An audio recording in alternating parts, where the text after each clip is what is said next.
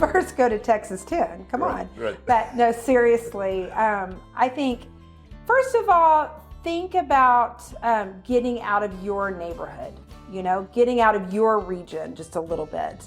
And plan, but also be spontaneous, because I think you'll be surprised what you find. Right. Tall and short. Be tall and short. What? No, never mind. So a couple of tips these are just like practical tips. One is we tend to think of weekend trips, right? Mm-hmm. And we do a lot of weekend trips. I'm going to encourage you to take Friday off, right? Because a lot of the small towns we visit, church is very important. And both Sunday morning and Sunday evening. And so there's not a lot of stuff to do on Sunday sometimes. So if you do a Friday, Saturday trip, you get the full flavor of where you're going. I think that's one tip I would have. And you know what? It'll be there on Monday when you come back. So, right? We have to learn that about ourselves. Right. We still have day jobs. Right. Okay. And then 2, eat local. Right? There are mid-sized towns where we live is a perfect example. Mm-hmm. Waco. There's a BJ's here. There's a McDonald's. Texas Roadhouse. I mean, there are places where you can go get a good meal that you can go get a good meal anywhere you're at.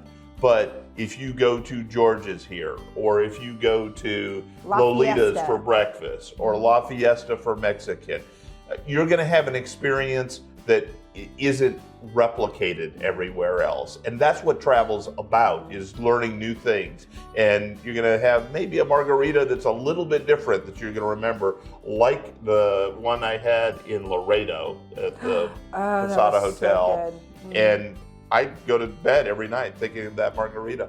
And right. So that's nice. Right. Melissa or the margarita in Laredo? Oh, come on. But there are so I would say eat local and try and shop local. Which yes, maybe you definitely can shop local. I have gotten to where I don't even like big box stores anymore.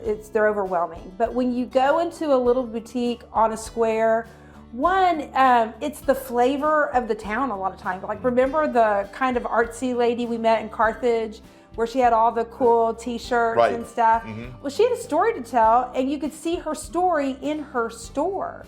And I think that's a lot of fun too. And also look for like the little art galleries. Like when we were in, what was that art gallery where it said art gallery in the town that was by Borden? By Gale? Yeah, it wasn't in a Gale. Post. In Post. Right. In Post, Texas, there was this little sign and it said art gallery. So most people walk past it and they think, oh, right. Well, we had to get them to open it for us. And it was this man's collection.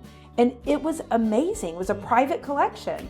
And so look for those little things in the town, and don't be afraid to go, and don't be afraid to ask. A lot of people have opened places up for us. The old movie theaters, look into those. Love the old movie theaters. So for instance, we were right outside of Amarillo in Claude, Texas. And we're just driving to Amarillo. We stop in Claude, and there's the Gem Theater there.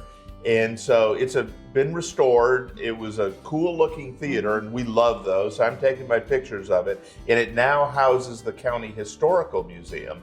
Well, the curators came out and they started talking to us about the Gem Theater.